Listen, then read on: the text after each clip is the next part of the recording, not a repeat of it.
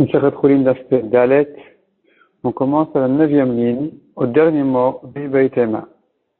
On est en train de voir, de comprendre de ce que la Mishnah a dit, qu'on n'a pas de mitzvah de couvrir le sang des korbanot. Et la Gemara a fait une recherche, quelle est la raison? Pour quelle raison on n'a pas besoin de couvrir le sang des korbanot? La Gemara dit maintenant, on avait déjà vu une première explication, maintenant la deuxième explication. Bibaitema. Kula Rabbi Shimoni. Notre Mishnah va comme Rabbi Shimon qui pense que Shrita Shena Raouya ena Shrita. Une Shrita qui ne permet pas la viande n'est pas une Shrita. Veshani Acha. Et ici, notre Mishnah, pour quelle raison elle dit de ne pas faire le Kisui Adam, ne pas couvrir le sang des korbanot. Pourtant, c'est vrai que Rabbi Shimon pense que cette Shrita là n'est pas une Shrita. Mais d'autre part, Rabbi Shimon pense qu'on peut racheter. On peut racheter les Kodashim, s'ils n'ont été sanctifiés que au Bede Kabait, donc que pour les fonds du Beth Amikdash, on peut racheter même après la Shrita. Et puisqu'on peut racheter même après la Shrita, donc la Shrita est une bonne Shrita, et si c'est une bonne Shrita, on devrait couvrir son sang. Donc, pourquoi ne pas couvrir le sang? Ça, c'était la première explication qui disait que non, on pense que c'est une mauvaise Shrita, et qu'on ne peut pas racheter, et donc, puisqu'on ne peut pas racheter, c'est une mauvaise shrita, et donc il n'y a pas besoin de couvrir son sang. Mais là, maintenant, la Gemara est en train de dire, Kula Rabbi Shimoni. On pense comme Rabbi Shimon jusqu'au bout. Et dans ce que Rabbi Shimon dit que c'est une mauvaise shrita, et dans ce que Rabbi Shimon dit qu'on peut quand même racheter. Donc c'est une bonne shrita finalement, puisqu'on peut racheter, même après la shrita. Donc on devrait couvrir le sang. Veshani Acha. Ici, pour quelle raison on ne couvre pas? Damar Kra Veshafach Vechissa. La Torah dit, il versera le sang, il fera donc la shrita, et il couvrira le sang immédiatement. La Torah ne parle que de quelqu'un, que d'un cas où il ne manque que de faire la shrita et de couvrir le sang. Il n'y a pas une étape en plus à ajouter entre les deux. Ça vient exclure notre cas, le cas des Kodashim, où ici, il lui manque shficha, la shrita, pdiya, le rachat, Vekisui, et ensuite couvrir son sang. Si on ne peut couvrir son sang que après l'avoir racheté, dans ce cas-là, la Torah n'a pas dit de couvrir son sang. La Torah dit de couvrir le sang que lorsque on peut le couvrir immédiatement après la shrita. Tant qu'on y est, dit la Gemara, puisque on en est arrivé là, à dire qu'une rachat pareille, qu'il faut pouvoir couvrir son sang immédiatement après la shrita. On n'a pas besoin de rester dans des kotieb et des kabait, donc dans des animaux qui n'ont été sanctifiés que pour être rachetés et pour financer les frais du Beth Amikdash. On peut dire même kotieb misbeach, on peut dire qu'il s'agit même de korbanot. Et donc, la question s'était posée, mais pour quelle raison on n'a pas besoin de couvrir leur sang? On devrait demander de retirer le sang du misbeach, de gratter le sang du misbéach pour le couvrir. Répond la Gemara, non, ça, c'est pas inclus dans la mitzvah. Parce que, comme on vient de le dire, la mitzvah ne concerne que le cas où il ne manque que de faire la shrita et de le couvrir. Ça vient exclure le cas du korban, où ici, il faut faire, donc, l'animal, il lui manque 3 étapes jusqu'au kisui.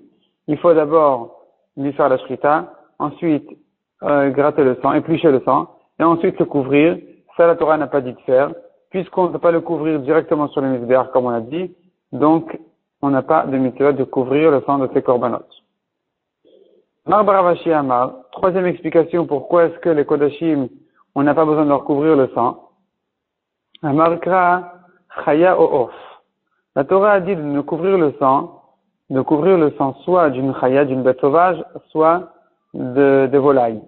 Ma chaya ena kodesh, de la même manière que les bêtes sauvages ne sont jamais kodesh, parce qu'on ne peut pas en faire des korbanot. Af of eno kadosh, de la même manière, les volailles, il s'agit d'un cas où ça n'a pas été kadosh. Demande à Gemara si c'est comme ça que tu fais la dracha. On devrait dire, ma chaya she'en bemina kodesh. On devrait dire que de la même manière que dans les chayot, il n'y a pas dans leur espèce de korban, af of she'en bemino kodesh. De la même manière, quelle volaille est concernée par la mitzvah qu'une volaille qui n'a pas dans son espèce même de korbanot. Oti Torin Uvneyona, je devrais exclure les tourterelles et le colombe, Shiesh le Minan Kodesh, lesquels on fait des korbanot, et que donc on devrait dire que même dans le cas où ça n'a pas été korban, on n'a pas besoin de leur couvrir le sang.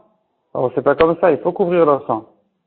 Mais la Gemara demande non, on devrait dire que non, que puisqu'il existe de cette espèce-là des korbanot, ça ne ressemble donc pas aux chayot, aux bêtes sauvages, où là-bas on ne fait pas de leur espèce du tout de korbanot.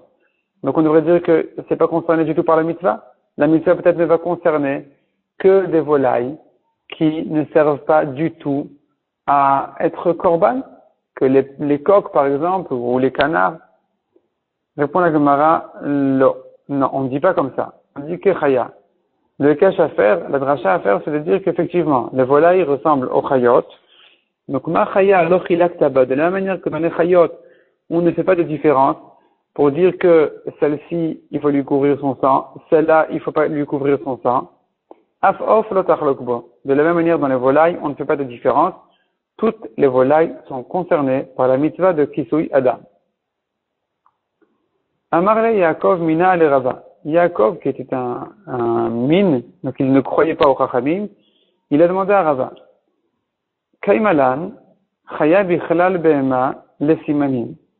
On tient que la lacha elle est que les chayot, donc les bêtes sauvages, Bichlal Behema sont inclus dans les behemoth, dans les animaux domestiques, les simanim, en ce qui concerne les simanim de kashrut. C'est-à-dire que si elle rumine et elle a les sabots fendus, eh bien, c'est kasher. Si c'est comme ça, Emanami, je devrais dire le contraire aussi.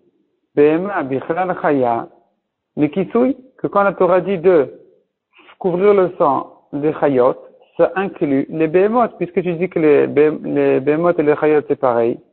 C'est pas pareil, mais elles sont incluses l'une dans l'autre. On devrait dire que quand la Torah dit de couvrir le sang des chayot, ça inclut les behemoth. Donc non seulement les bêtes sauvages, il faudrait couvrir leur sang, mais même les animaux domestiques, celui qui fait la shrita à un veau, il devrait lui couvrir son sang. C'est pas comme ça, l'alacha. Amarle, alors, il lui a répondu, Rava, Alecha Amarkra, c'est pour toi que la Torah a dit, sur toi la Torah a dit, Ala aret tishpechenu kamaim. La Torah, en parlant de Psulei Mukdashin, en parlant des korbanot psulim, donc forcément, c'est des behemoth. Mais la Torah dit, à la arrête, sur la terre, si je pechenu quand même, tu verseras son sang comme de l'eau. Tu lui fais la shrita, le sang va être versé comme de l'eau, donc il n'a pas besoin d'être couvert. Ma'amaim l'obey kisui. De la même manière que quand de l'eau a été versée, on n'a pas besoin de la couvrir. Afainami l'obey kisui. Ici aussi, il n'y a pas besoin de lui couvrir son sang. Demande la Gemara la me'atayat bilubo. Si tu dis que ce sang-là, c'est comme de l'eau, alors il n'y a pas de problème, on devrait pouvoir faire le mikvé. Dans ce sang-là, on devrait pouvoir tremper des ustensiles tmeim, par exemple, pour les purifier, en les trempant dans ce sang comme dans de l'eau. Amar Ekra répond la Gemara, non, ça marche pas. La Torah dit, dans quoi est-ce qu'on peut purifier? Ach ma'yan, une source, ou bor mikvé ma'im, ou un puits d'eau, il est taor. De là, on apprend que on peut tremper des choses qui sont tamées dans ce puits d'eau ou dans cette source-là. Donc, il faut vraiment de l'eau et pas autre chose. Hanein, midachinelo. Celle-ci, oui. Donc, la source ou le puits d'eau, oui. C'est eux qui peuvent rendre taor. Mais autre chose, comme le sang, non. Même le sang des behemoth ne peut pas rendre taor.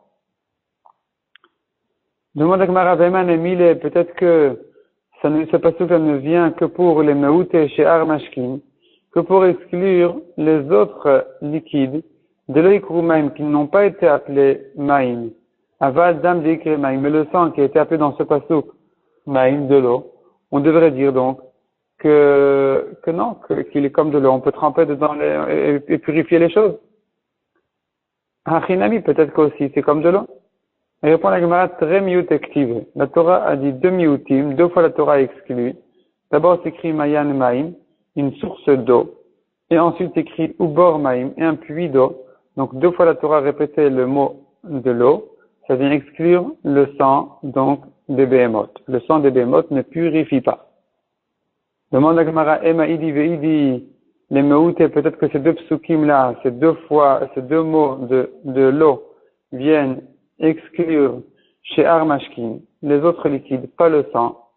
Et pourquoi a-t-on besoin de deux psukim pour l'exclure? Chad les meoutés zochalim. C'est justement pour l'exclure dans tous ces états. Soit zochalim, c'est-à-dire quand l'eau elle coule, elle descend. De cette manière-là, ça ne purifie que si c'est de l'eau et pas si c'est des autres liquides. De même, dans le puits, s'ils sont rassemblés, les autres liquides dans un puits, ils ne peuvent pas non plus purifier. Mais peut-être que le sang, oui. Peut-être que les psukim ne viennent pas exclure le sang. Et pour la Gemara, tata miut active. On a un troisième miut dans les psukim. Mayan maim, ubor maim, mikve maim. Donc c'est écrit 3 fois le mot maim. Une source d'eau, un puits d'eau, mikve maim, un rassemblement d'eau. Et donc, puisque la Torah a répété 3 fois, ça vient effectivement exclure tout le liquide, aussi bien s'ils sont zochalim, qu'ils descendent, qu'ils bougent, que s'ils sont rassemblés dans un endroit sans bouger, que même le sang, lui aussi, ne peut pas purifier, malgré qu'il a été comparé à l'eau en ce qui concerne la mitzvah de Kisui Adam, qu'on n'a pas besoin de le couvrir de la même manière qu'on ne couvre pas de l'eau. Tanoura Banan. Asher Yatsud. Donc le passage qui parle de Kisui Adam, le passage dit un homme qui chasse, chaya ou off, une bête sauvage, ou une volaille, et qu'il a fait la shrita, il doit couvrir son sang. Enni el Asher Yatsud. Je n'ai que le cas où il a chassé, et c'est là où il doit faire la shrita. Nitzodin ve'omdin me'elehen, minayin. D'où je sais que même s'ils sont gardés chez lui, ils sont déjà comme chassés, ils sont déjà gardés dans un endroit bien gardé chez lui.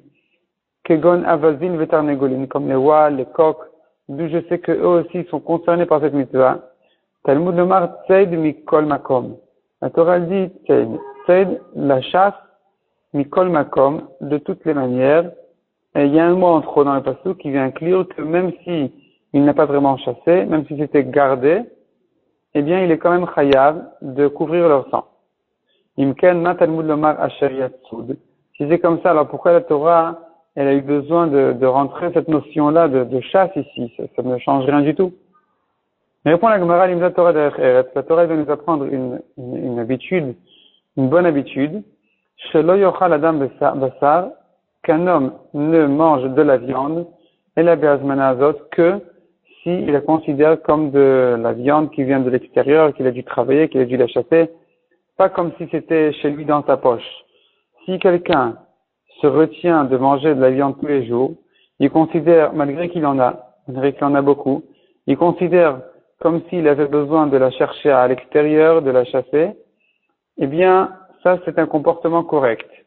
Mais s'il se permet de manger tous les jours en se disant, mais ça va, j'en ai en abondance, il va finir par s'appauvrir et donc c'est un comportement incorrect. Tanoura Banan. Qui arrive à Hashem Elokechet Gevulcha. Encore un passage qui dit à propos de la shrita d'animaux, de quelqu'un qui veut manger de la viande.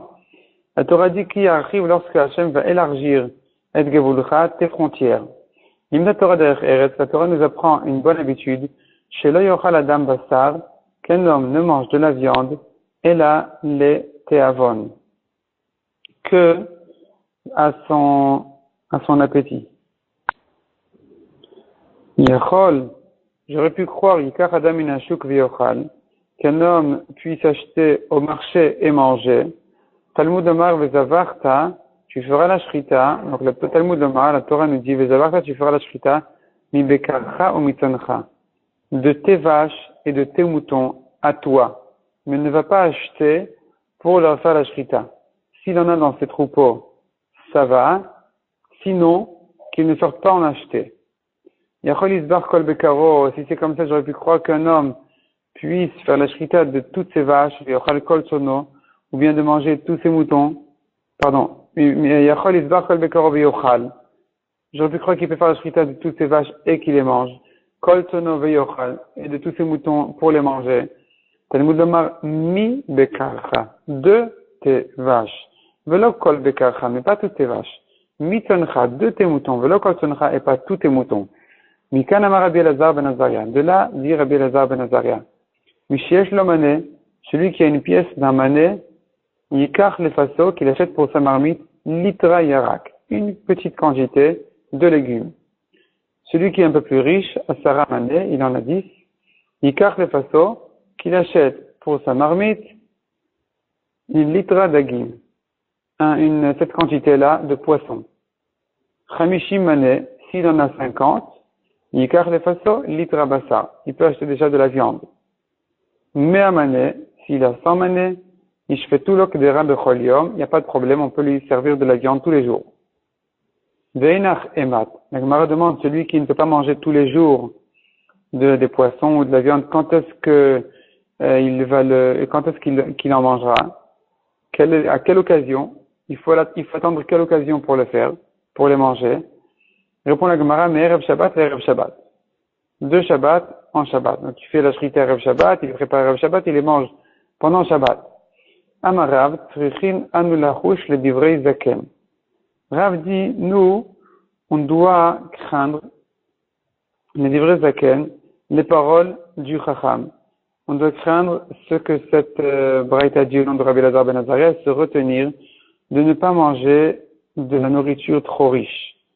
Amar Rabbi Yochanan, Rabbi Yochanan fait la remarque sur les paroles de Rav qui dit de craindre cette braïta. Et Rabbi Yochanan dit, c'est Rav, Mimishpachat Briim Ava. Il venait d'une famille d'hommes bien portants, d'hommes saints. Aval Kegon Anu, mais nous qui ne sommes moins bien portants que la famille de Rav, on n'est pas aussi saints que lui. Mishiyesh lo Puruta Betor Kiso. Celui qui a une petite pièce dans sa poche, il retenait la Chenvani, qu'il la fasse immédiatement passer au Chenvani, à celui qui vend à l'épicier pour acheter de la nourriture, et ne pas se retenir, parce que la santé c'est plus important que ça. Amar Rav Nachman qui était plus tard, après la génération de Rabbi Yochanan, a dit, nous, on a encore plus besoin de faire attention à la santé, à sa nourriture, nous, même si on n'a pas d'argent, on emprunte pour manger ce qu'il faut correctement. Donc on ne va pas se retenir par manque d'argent, au contraire, il faut faire attention à la santé.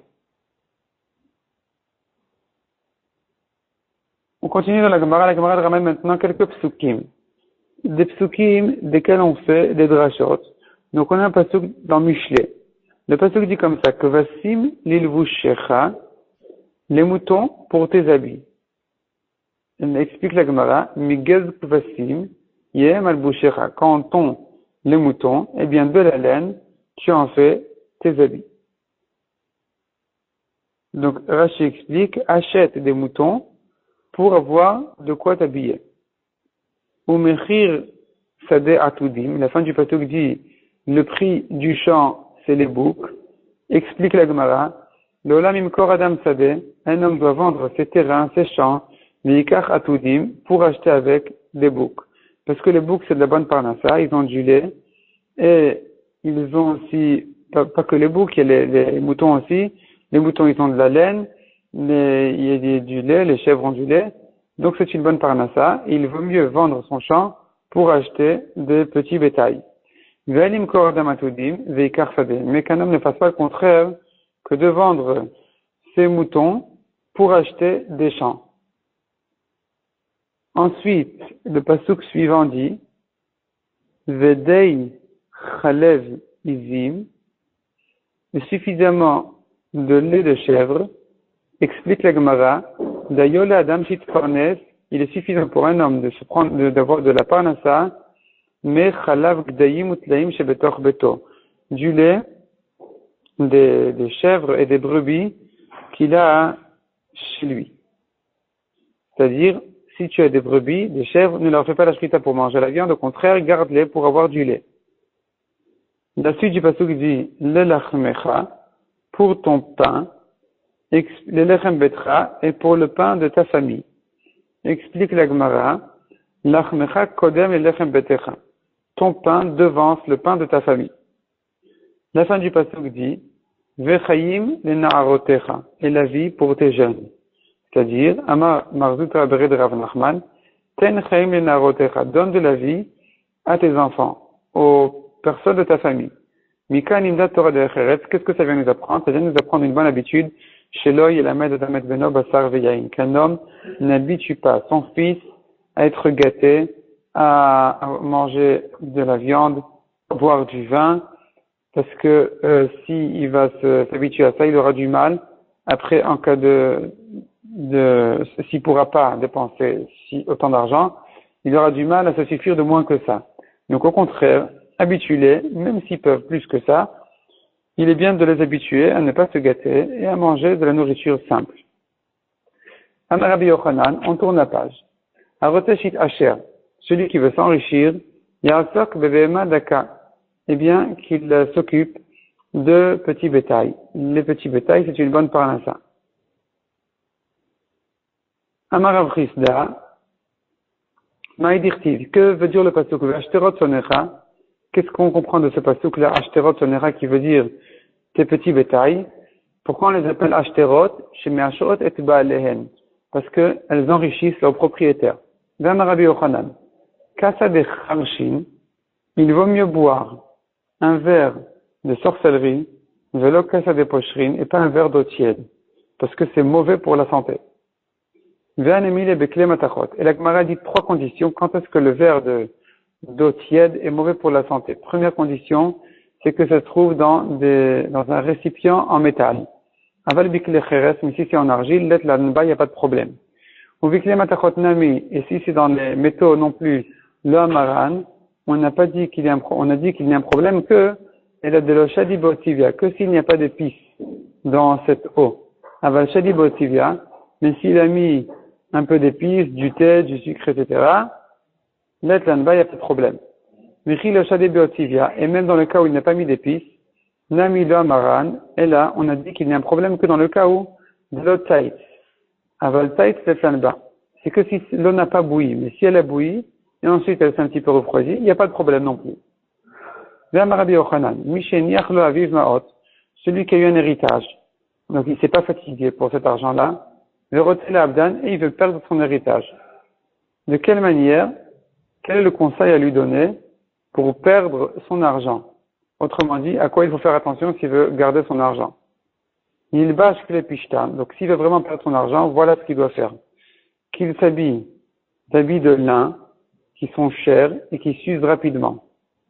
Et qu'il utilise des ustensiles en verre qui se cassent facilement aussi. Et surtout qu'il emploie des employés et qu'il ne les surveille pas. La Gemara explique chacune de ces 3 choses-là. Il bosse que les pishtan, quand on a dit de s'habiller d'habits de lin, bekitna romita, du lin qui vient de Rome, qui est du lin cher et qui s'use rapidement. Il utilise des kelim de verre, du verre blanc. Qu'il emploie des employés sans s'asseoir avec eux pour les surveiller. Betoré. Il s'agit d'un travail de taureau, des nafish psidayu, parce que leur perte est importante. Les taureaux, si on ne les surveille pas, ils vont prendre des coups de partout, ils vont s'abîmer, et finalement leur travail sera mal fait. Parce que les employés, ils sont pas surveillés, donc ils sont pas gênés par ça. Et c'est de cette manière-là qu'effectivement, il va tout perdre. Il va perdre et les taureaux et le travail. Donc ça, c'est une segoula pour perdre son argent. Darash Rav Avira, Zimnin Amar la Mishmid de Rabbi Ami, et Zimnin Amar la Mishmid de Rabbi Asi. Rav Avira fait une dracha, des fois il disait au nom de Rabbi Ami, des fois au nom de Rabbi Asi. Maïdirtiv, comment comprendre le passage qui dit, Tov Ish Chonen, ou malvé, bien est un homme qui donne et qui prête, Michalkel Dvarav Bemishpat, et qui ordonne ces choses avec Bemishpat, avec justice. L'olam yochal adam veishte, un homme doit toujours manger et boire, pachot mima sheyeshlo, sans dépenser tout son argent, moins que ce qu'il peut. S'il peut dépenser plus, il peut avoir des repas plus riches, et non, il doit se retenir et dépenser quand même un petit peu moins. Mais pour s'habiller, se couvrir, qu'il dépense selon sa hauteur de richesse. Michabed Ishto Vanav, et sa femme et ses enfants, il doit les honorer, c'est-à-dire avec des habits, dépenser, Yoter Umashiachlo, même plus que ce qu'il a. On dit par exemple sur le Harizal qu'il faisait justement, pour sa femme, il dépensait même plus que ce qu'il pouvait, pour les habits de sa femme. Shehen Tluinbo, car eux dépendent de lui. Vehu Talui Bemi Shamar Vayaolam. Or lui ne dépend que de celui qui a dit et qui a créé le monde. Donc puisque eux dépendent de lui, il doit faire attention spécialement à leur kavod. Il doit faire spécialement attention à leur honneur, à leur respect, qu'ils soient bien habillés. Darash Ravena a pitra de Veresh Galuta. Ravena a dit une halacha, une dracha, à l'entrée de Resh Galuta.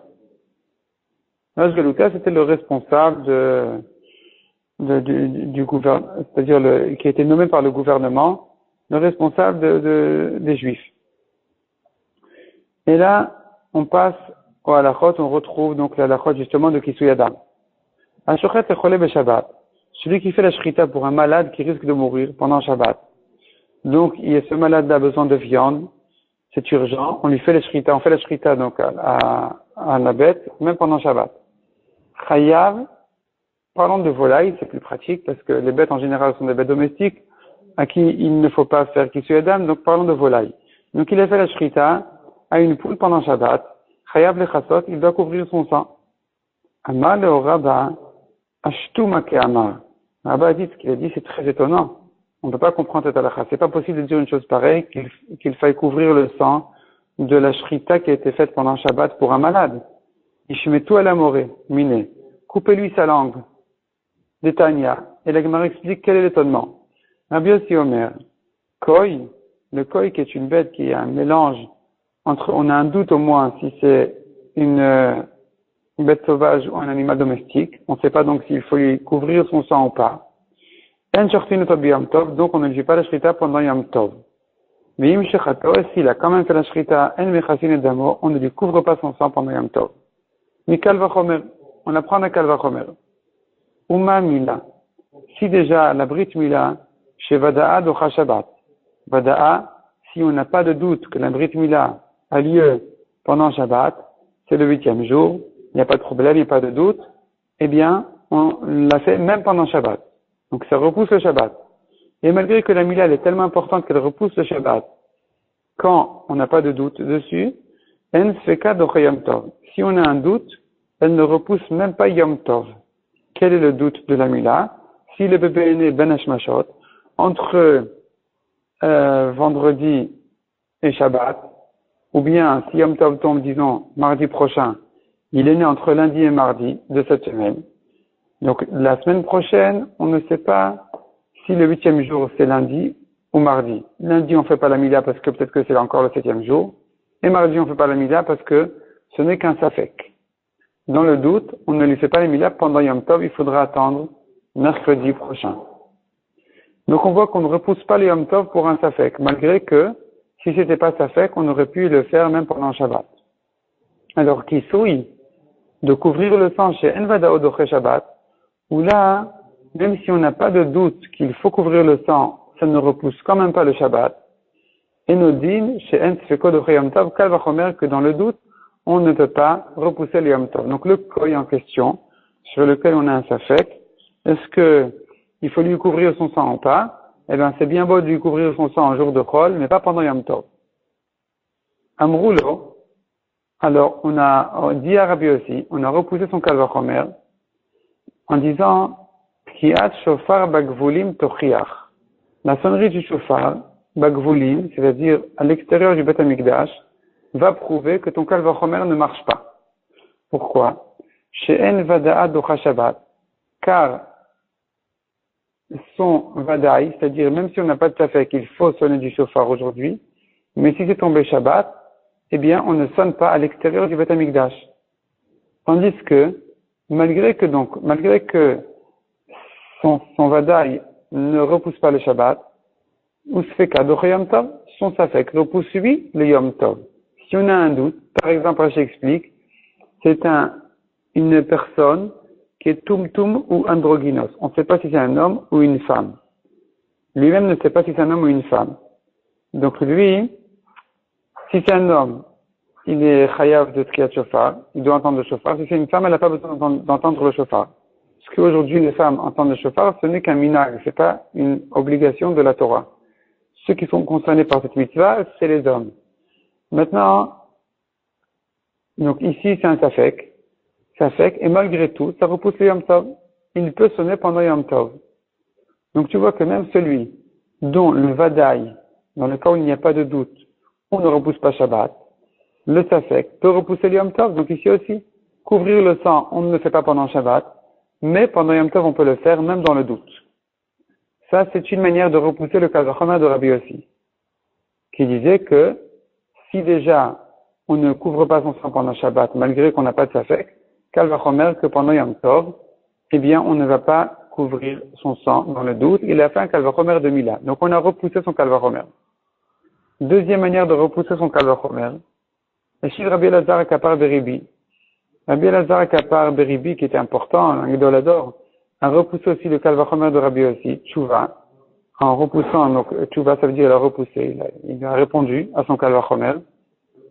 Toi, tu fais un Kal Vachomer de Mila, en disant que la Mila qui est si importante, qui repousse le Shabbat, elle ne repousse pas dans le doute les Yom Tov. Donc, Kal Vachomer que le Kisui Adam qui ne repousse même pas le Shabbat, évidemment qu'il ne va pas repousser dans le doute les Yom Tov. Mais c'est faux, ce Kal Vachomer, il n'est pas, c'est pas un bon Kal Vachomer, il n'est pas obligatoire, c'est pas la preuve.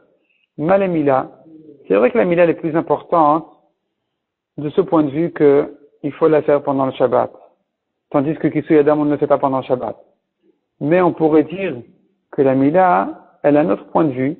Sheken ena noeget belele yamim tovim. On ne la fait pas pendant la nuit des Yom Tov. La Mila ne se fait que le jour et pas la nuit. Donc, c'est elle qui ne repousse pas dans le doute le Yom Tov. Tomar bekisui, est-ce que c'est la preuve pour le Kisui Adam? Chez Noeg belele yamim tovim, qui a lieu même pendant la nuit des Yom Tov. Celui qui fait la shrita d'une poule pendant la nuit des Yom Tov, il doit couvrir son sang. Il n'y a pas de question, il n'y a pas de doute dessus. Donc peut-être que, puisqu'on a trouvé une khumra dans le Kisui Adam plus que dans la Mila, qu'on le fait pendant la nuit alors que la Mila ne se fait pas pendant la nuit, peut-être que lui, dans le doute, va repousser le Yom Tov, malgré que la Mila ne repousse pas le Yom Tov dans le doute. Donc ton Kal Vachomer n'est pas à la preuve. Amar Rabbi Abba,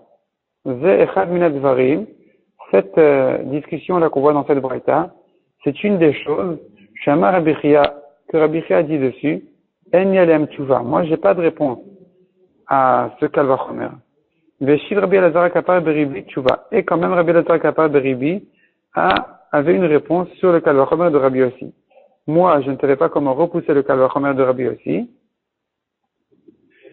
Et est venu donc Rabbi Elazar Kapar et l'a repoussé.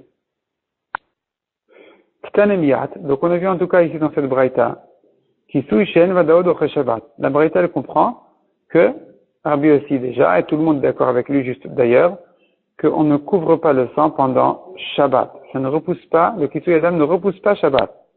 Maïvadaor, de quel cas il s'agit qu'il faudrait couvrir du sang pendant Shabbat?